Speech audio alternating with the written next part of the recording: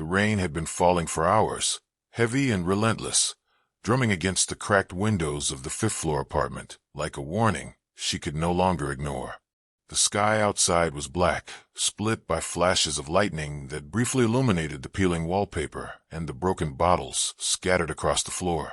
In the corner of the living room, Amara curled her fingers around the strap of her worn backpack, holding her breath as footsteps thundered down the hallway. Her heartbeat pounded so loudly she could feel it in her throat. She tasted salt, fear, and sweat mixed on her tongue. The air smelled of stale alcohol and cigarette smoke, the scent that always arrived before the worst. "Amara!"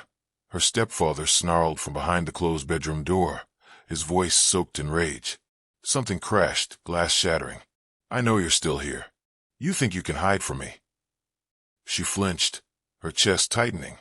She had promised herself she would leave tonight.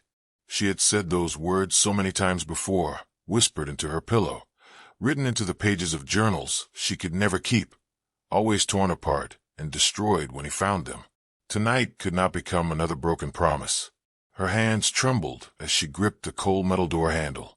She heard his footsteps grow nearer, heavy and uneven from too much whiskey.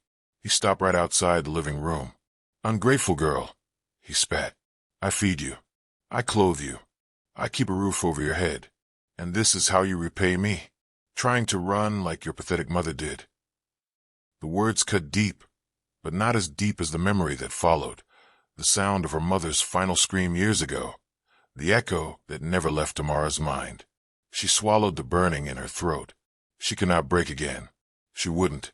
Another crash, something thrown against the wall. "Open this door. I'm warning you, open it." Amara pressed her forehead to the cool wood frame and whispered to herself, "Just run." She turned the handle silently and slipped out into the hallway. The lights flickered above her, buzzing faintly. Her shoes splashed into the puddle of rainwater seeping from the broken roof. Every step echoed. Behind her, she could hear the bedroom door slam open and her stepfather roar in anger. She ran, down the stairs, through the rusty door, out into the storm. The rain slapped her face like icy hands, soaking through her hoodie in seconds. Thunder rattled the ground beneath her feet as she sprinted through the alley, clutching the backpack to her chest. Inside, only a few dollars, a cracked phone that barely worked, and her birth certificate. Her breath came out in sharp clouds. She didn't look back. If she did, she was afraid she would stop running. New York City swallowed her whole, flashing headlights, honking horns, neon reflections smeared across the wet pavement. People rushed past under umbrellas, shielding themselves from the storm. But no one looked at her. No one ever looked. By the time she reached the main street, her lungs burned. She bent over, hands on her knees, gasping. "Keep going," she whispered to herself. "Just keep moving." A black SUV whipped around the corner too fast, splashing water across her shins. She jumped back as it screeched to a halt by the curb. The tinted window rolled down just enough for the faint glow of an interior light to reveal the man inside. Dark hair slicked back, sharp jawline, stern, unreadable eyes that seemed to assess every detail in a single second. He wore a fitted dark suit that looked expensive enough to buy her entire apartment building twice over. His expression did not change, but there was something electric about the intensity of his gaze, like he was used to people fearing him. "Are you trying to get yourself killed?" he asked, his voice low, calm, controlled in a way that made her freeze. Amara straightened, swallowing hard. She opened her mouth to speak, but nothing came out. The door behind the man opened, and another stepped out, broad-shouldered, wearing all black, hands tattooed, jaw clenched. His tone was sharper. "You need to watch where you're going. This isn't a place to run around blind." "Sorry," she breathed, stepping backward. I didn't see." But her apology was cut short by a scream from behind. Amara, her blood turned to ice. Her stepfather, charging toward her across the street, face twisted in rage, stumbling but fast enough. "No, no, please, no," she whispered, panic rising like flames inside her ribs. He grabbed her wrist, yanking her toward him with bruising force. "You think you can just walk out? After everything I've done for you?" She cried out, trying to pull away. Rain stung her eyes, blurring everything. The man in the SUV watched silently, his expression unreadable, neither shocked nor surprised. His bodyguard stepped forward, but the man in the car lifted a hand, stopping him. The stepfather tightened his grip, voice cracking with fury. "Say you're sorry. Right now. Say it." And Amara snapped. "No," she screamed, yanking against his hold. "I'm not going back with you. I'm done. Let me go." He slapped her. The sound echoed through the street, sharp as a gunshot. Pain exploded across her cheek. Tears filled her eyes. The door of the SUV opened slowly. The man stepped out into the rain, the water slicking down the shoulders of his suit without any concern. Every movement he made was deliberate, controlled, powerful, like someone who had spent a lifetime being obeyed. He walked toward them, each step heavy with quiet threat.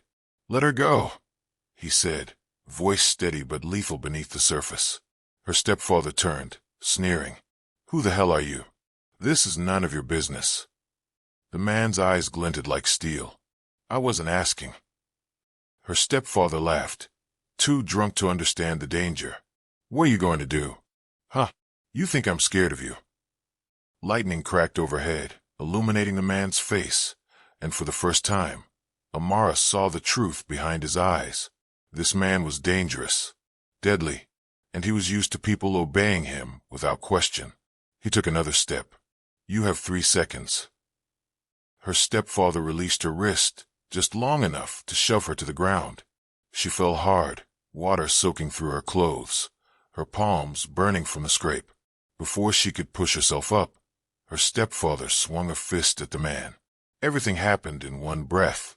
The man caught the punch midair, twisted his arm behind his back, and slammed him against the hood of the SUV.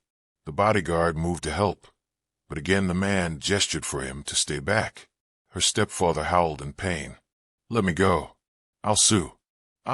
You put your hands on a woman in front of me," the man said quietly. "That was your final mistake. And nothing would ever be the same again."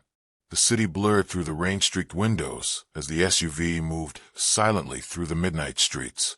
Amara pressed her palm against the cool glass, staring at the neon reflections trembling across the wet pavement. Her pulse hadn't slowed since the moment she ran out of the apartment. It felt like her chest was still trying to remember how to breathe. Jihoon sat opposite her, his posture relaxed but his eyes sharp, studying the world outside with the awareness of someone who never let his guard down. He said nothing, but his presence filled the car, stillness and power woven together like tightly coiled wire. The storm muffled everything beyond the soft hum of the engine. Inside the car, the air smelled faintly of cedar and clean smoke, something expensive and restrained. Amara wrapped her arms around herself and pressed back into the leather seat, trying to steady the trembling inside her bones. "Your face," Jihoon said quietly. "He hit you hard." Amara turned her head, slightly toward him. Her cheek throbbed with every heartbeat. "I've had worse." His gaze sharpened, not pity, but something deeper, darker. A quiet fury. No one should ever say that. Amara looked away, throat tightening. She didn't want to cry, not now. Not in front of someone who radiated so much strength. She felt fragile, just breathing the same air. The bodyguard in front glanced back through the mirror. "Boss, should we call?" "No," Jihoon said, calm but absolute. "Not yet." "Boss." The word trapped itself inside her, cold and heavy. Boss of what? She forced herself to ask, even as fear fluttered inside her chest. "Who are you?" Jihoon watched her for a long moment before answering. "Someone you don't need to fear." That wasn't an answer, at least not the kind she wanted, but his voice held a sincerity that stopped her from pressing further.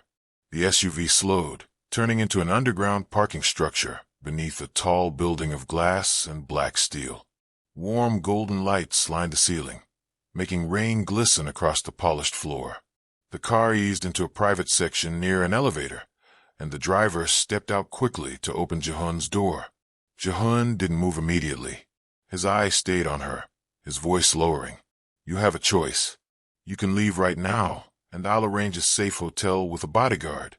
Or you can come upstairs and tell me what you need." Amara held his gaze.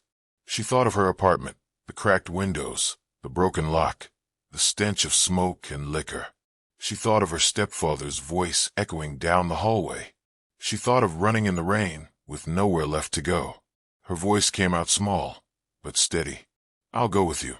Jihoon nodded once, accepting without judgment. "Then stay close."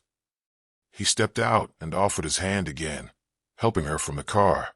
His palm was warm, his fingers firm around hers, careful, but confident. The bodyguard followed a step behind, watchful. Inside the elevator, silence wrapped around them. Amara swallowed the tension building in her chest.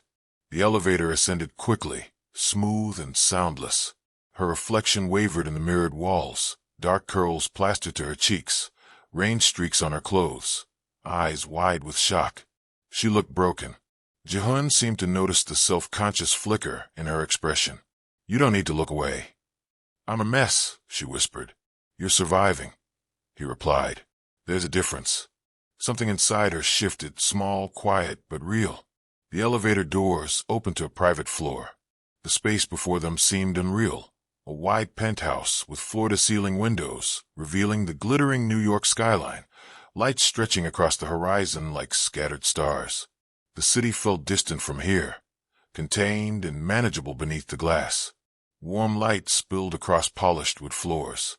Soft gray furniture framed a modern fireplace, its flames flickering low and golden. Everything was sleek, minimalist, impossibly clean. It felt like stepping into a world that only existed in magazine pages and dream sequences. Amara paused at the entrance, breath catching. "This is where you live." "One of the places," Jihoon said, removing his jacket and handing it to the bodyguard. "Sit. You should rest." She stepped inside slowly, afraid she might break something simply by breathing too hard. She moved toward the large couch and sat carefully on the edge, hands tightening around the strap of her bag. Jihoon took a seat across from her, elbows resting lightly on his knees. The fire reflected in his dark eyes, making them seem warmer than before. "Tell me what happened," he said. Amara stared at the flames, her voice trembling at first. "My mother died when I was 13. She married him when I was 10. After she passed, he changed. At first it was just anger, then it was alcohol, and then it became everything else." She swallowed hard. "I tried to leave when I was 16. He found me. He always finds me." She forced herself to breathe. "I turned 18 3 months ago. I thought I would be free." A humorless laugh escaped her, but I guess freedom isn't just a birthday. Jihoon was silent for a long time. When he finally spoke, his voice was low, heavy with something she couldn't identify. No one should have to survive alone for that long. She blinked away, the stinging in her eyes. "I didn't have anyone else." "Then you do now."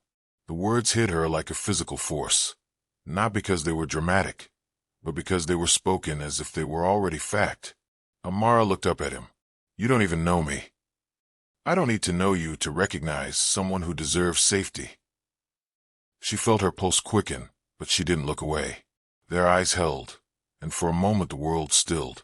The bodyguard reappeared quietly beside Jihoon. "Boss, we have a problem." Jihoon's expression sharpened. "Speak." "The man from earlier, he's contacted someone. We traced a call to a police dispatch line.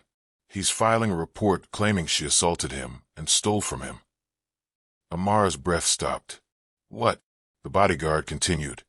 "He's drunk and incoherent, but loud enough to get attention. If he pushes it, they'll send officers to investigate." Amara felt her stomach drop. The room tilted slightly. She gripped the couch to steady herself. "He's done that before. He says whatever he needs to keep control. The police never believed me. They always believed him." Jihoon leaned back slowly, studying her face. "Do you have proof of anything he's done to you?" Amara shook her head weakly. "No. He breaks things, but never when anyone sees. He waits until no one is around, and he tells the neighbors I'm unstable." Her voice cracked. "I don't have anyone to testify." Silence, heavy and suffocating. Jihoon exhaled slowly through his nose, the tension in his jaw visible. Then we changed the situation. Amara stared at him, confusion knotting inside her. What do you mean? Jihoon's gaze locked on hers, steady and unwavering. If he is making this a legal fight, you need legal protection. You need an identity stronger than his claims. Something no court could argue against. Something that places you beyond his reach. Her chest tightened. I don't understand. Jihoon leaned forward slightly. A woman married to a man of power cannot be claimed as property by another. The law recognizes her as belonging to a different family, a different authority. Amara froze. The bodyguard looked between them, but said nothing. Jihoon's voice softened but remained firm. If you were legally under my protection, your stepfather would have no grounds. He wouldn't be able to challenge custody, property, or access. He would be forced to back down. The words fell into the room like thunder. Amara stared at him, barely breathing. You're saying marriage? Not real, Jihoon said gently. Not at first. A contract arrangement. For protection. You stay here under my name while we build a legal case against him. When it's safe, we dissolve the agreement and you walk away with your freedom. Her heartbeat pounded like a drum. A fake marriage, she whispered. Jihoon nodded once. Yes. She shook her head slowly, overwhelmed. Why would you do that for me? Jihoon held her gaze. For the first time since she met him, his eyes softened, something raw flickering deep within them. Because I know what it means to be owned by someone who thinks they control your life. I know what it is to be trapped, and I know what it costs to escape. Amara stared at him, stunned. The words hit with the weight of something unsaid, something painful, buried beneath steel. She whispered, What did you escape? Jihoon looked away briefly, jaw flexing. Another lifetime. She didn't press. She felt the boundary there, sharp and guarded. The bodyguard cleared his throat gently. Boss, there's another issue. Jihoon turned. What now? The man who made the call. He's connected to someone. Not directly, but through another group. A small street gang under the Latin Kings. They might use his story to approach us. Jihoon's expression hardened like stone. Why?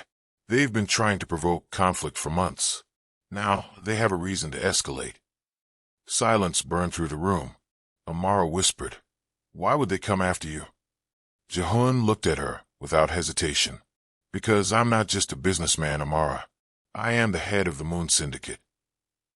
Her breath caught, the name ringing unfamiliar, yet terrifying. He continued calmly. We operate across the East Coast. We control territory they want. I avoid unnecessary conflict, but if they target someone under my protection, there will be consequences. The room felt suddenly smaller, tighter. You're Mafia, she whispered. Jihoon didn't flinch. Yes. Her heart slammed against her ribs. Her breath trembled. Her instincts screamed to run, but her body didn't move. Jihoon leaned forward, his tone deep and steady. I won't hurt you, and I won't let anyone else hurt you, but you need to understand the truth before you choose. Tears stung Amara's eyes, hot and blurring. I don't want violence. I don't want anyone hurt because of me. His voice softened. You didn't cause this. He did. For a moment, no one spoke. Only the fire crackled, low and steady. Finally, Jihoon said the words that shifted everything. If you stay with me, you will be safe. But your world will change. Everything will be different. You need to decide if that is a risk you are willing to take. He extended his hand, calm, steady, open. Not demanding, not forcing. Her breath shook as she stared at it. She thought about the years of fear, the empty nights, the bruises hidden beneath sleeves, the dreams she had buried so deep she could no longer remember their shape. Freedom was finally within reach, but held by a man who walked through shadows. She whispered, barely audible, What would I have to do? Jihoon looked into her eyes, speaking slowly, clearly. Just stand beside me. Let the world believe we are one. Let them see that you are not alone. And after, she asked. When you are safe, he said, you can walk away. No chains, no debt, just your life back. Her chest ached. Her hands shook. "Why me?" she whispered. "You could protect anyone. Why me?" Jihoon's eyes softened, voice dropping to something almost fragile. "Because you looked at me without fear." Amara's lips parted in stunned silence. No one had ever said anything like that to her. She stared at his hand, warm, steady, waiting. The world held its breath. And then, slowly, she placed her hand in his. The moment their palms touched, something shifted, quiet and unstoppable. A connection sparked through the space between them. Something electric and terrifying and undeniable. Jihoon closed his fingers gently around hers. "Then from this moment," he said softly, "you are under my protection." Amara exhaled, shaking. She felt the weight of her decision settle inside her. Nothing would ever be the same again. But for the first time in her life, she didn't feel alone. The night pressed against the windows of the penthouse like something alive, humming with energy and threat. Amara stood beside the tall glass wall overlooking the city, her reflection faint and ghost-like against the glittering skyline. Her hand still tingled where Jihoon's fingers had held hers, warm and steady, offering a reality she had never dared dream. She should have felt relief, safety, calm, but instead her pulse rattled inside her chest. Her stomach knotted with the weight of the choice she had just made. A stranger had offered her protection. No, not a stranger. A man who radiated danger and strength in equal measure. A man who ruled shadows. A mafia boss. She pressed her palm against the glass, trying to slow her breathing. The city outside glittered like broken stars, beautiful and merciless. From above, everything looked calm, peaceful, ordered, but she knew better. Jihoon approached quietly, his footsteps soft against the polished floor. Even without looking, she felt his presence, steady, grounded, impossible to ignore. "You're shaking," he said gently. Amara let out a breath. "I don't know if I made the right choice." "That's because you've never had choices before," Jihoon replied. He stood beside her, hands in his pockets, gaze on the skyline. When you live a life of survival, freedom feels like danger. She swallowed, her voice low. "I don't know how to trust anyone." Jihoon turned toward her slightly, his voice quiet but certain. "Then don't trust me yet. Just trust that I mean what I say." Amara met his gaze slowly. The firelight flickered across his face, softening the sharp lines, revealing something unguarded beneath the steel exterior. She didn't know what story lived behind his eyes, but she could feel it. Pain shaped him long before power ever did. Before she could speak, the elevator alarm blared loudly, cutting through the silence. The bodyguard, Miho, rushed into the room. "Boss, security breach." 2 cars just pulled into the private garage, armed. Amara felt her heart stop. Jihoon's expression shifted instantly, calm freezing into lethal control. "Who? We're checking plates now. But they're not ours." "Get her downstairs to the safe level," Jihoon ordered, voice steady, "and lock the building." "Yes, sir." Miho grabbed a small tablet device, tapping rapid commands.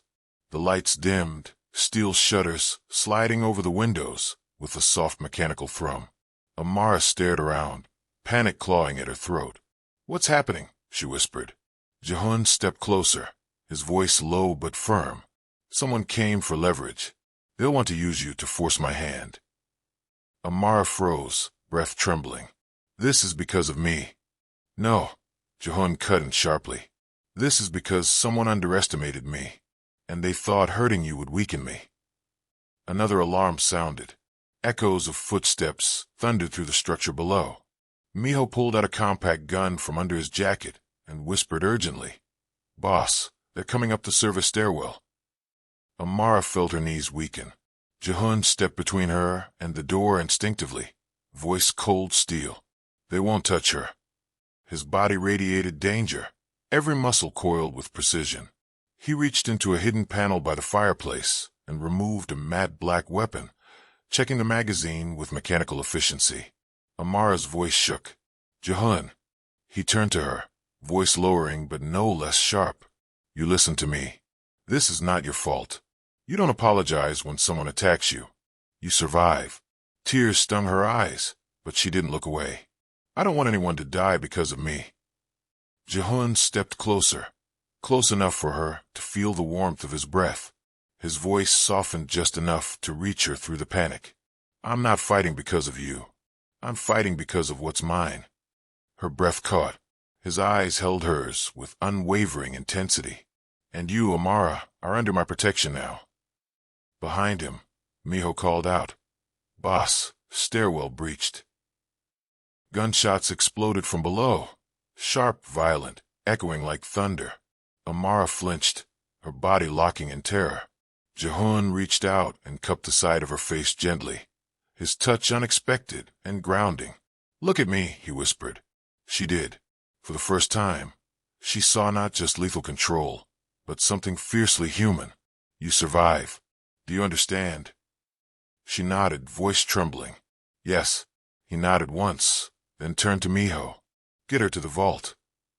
Before she could process, Miho grabbed her hand and pulled her toward a panel disguised as part of the wall. The moment it slid open, gunfire shattered the quiet, bullets ripping through glass and metal. Miho shielded her with his body, pushing her inside the hidden passageway. Amara twisted back to look at Jihoon just as he pivoted toward the attackers, firing with terrifying precision. Then the door slammed shut between them. Darkness surrounded her for a moment, broken only by the pulsing emergency lights. Miho guided her down the narrow corridor. Her breath shook, her heartbeat sprinting wildly. Then silence. Silence worse than anything. A sound like bodies hitting the floor. More shots. A scream. Then quiet again. Amara pressed her hand to the wall, feeling it vibrate with distant impacts. Is he? Miho shook his head once. Boss doesn't fall. Not to trash like them. But his voice carried tension. They reached a reinforced steel room with a biometric lock. Miho pressed his thumb and opened it. The room inside was sleek, lined with bulletproof plating, minimal but secure. Stay here, he ordered.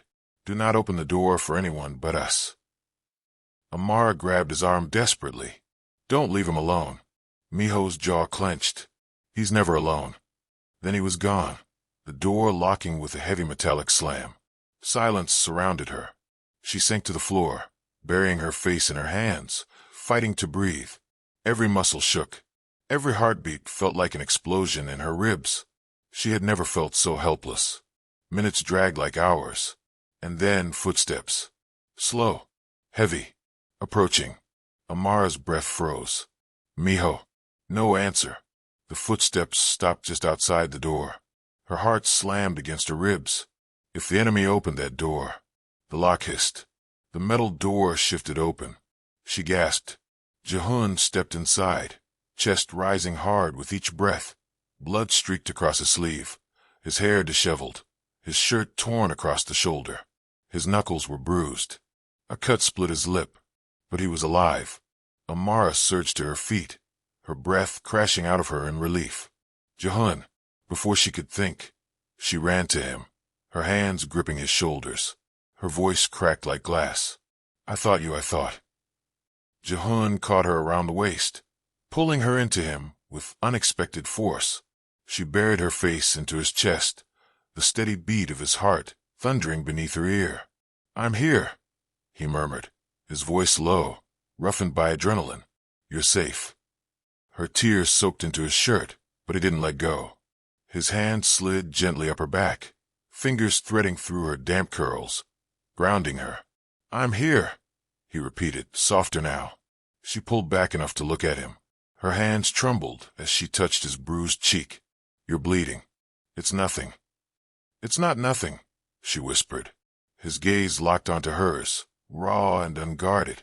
For the first time, the mask of control slipped completely, and she saw the full weight he carried inside. You could have died, she whispered. So could you, he replied. Their breaths tangled in the narrow space between their faces. The world blurred until nothing existed but them, fear, relief, adrenaline, and something powerful rising between them like a tide. Jihoon lifted a hand and brushed his thumb gently across her cheek, wiping away a tear. The touch sent a tremor through her entire body. His voice dropped to a whisper. I won't let them touch you again. Not while I'm breathing. Amara's voice broke. I don't want this to be fake anymore. Jihoon's breath hitched, the first time she had ever seen him visibly caught off guard. His hand slid to the back of her neck, fingers trembling slightly. This is not fake, he whispered. Not anymore. Their foreheads touched, breaths uneven, hearts racing. He didn't kiss her, not yet, but the space between them burned like fire. Marry me, he said softly. Not a command, not a bargain, but a vow. Not for protection, not for safety, for real. Amara's breath trembled. She held his gaze, letting the words sink deep into places she had long believed were dead. Yes, she whispered. I will. Jihoon exhaled, like he had been holding his breath for years. His arms tightened around her, pulling her close, holding her like something precious and unbreakable. They stayed like that, two broken souls finding each other through the wreckage. Weeks later, the courthouse was quiet and private. No audience, no spectacle, just two signatures and a gold band sliding onto her finger. Jihoon's hands trembled slightly as he placed a ring on hers. You changed my life, he whispered. Amara smiled through tears. You gave me one. Their lips met, slow, reverent, trembling with emotion and promise. Not a desperate kiss, but a beginning. A new world. Months passed. They built something real. Trust slowly replacing walls. Laughter returning to rooms once silent. The nightmares faded. The bruises healed. One morning, Amara stood in the warm sunlight of the kitchen, staring at the small white test strip in her hands. Two bright lines, clear and undeniable. Her breath caught. Her hand covered her mouth. Tears spilled down her cheeks, fear, joy, disbelief all tangled together.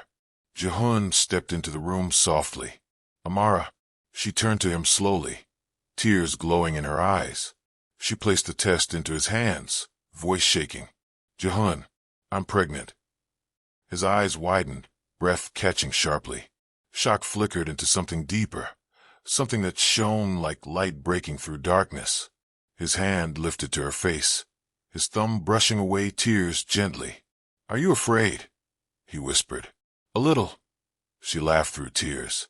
But not of this. Not with you. Jihoon exhaled shakily, resting his forehead against hers. I never thought I'd have a family. I never thought I deserved one. Amara cupped his face gently. You do. Jihoon closed his eyes, his voice breaking.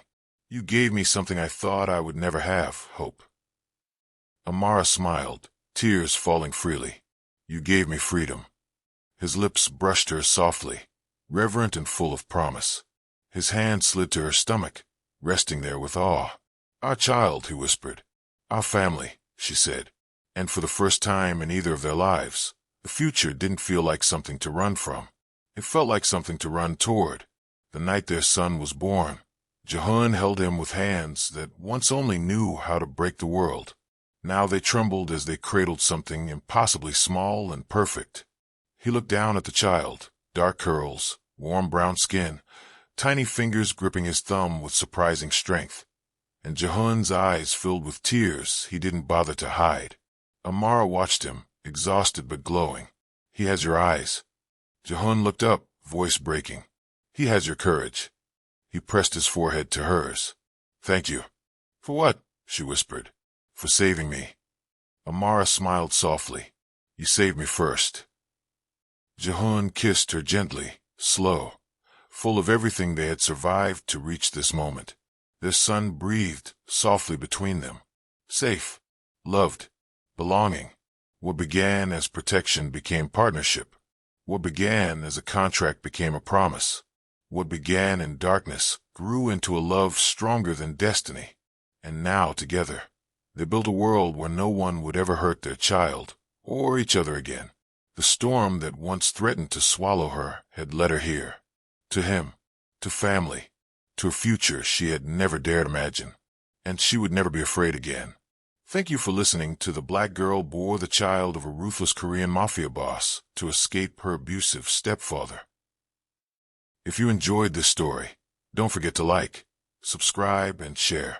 Your support means the world. Until next time, Red Heart,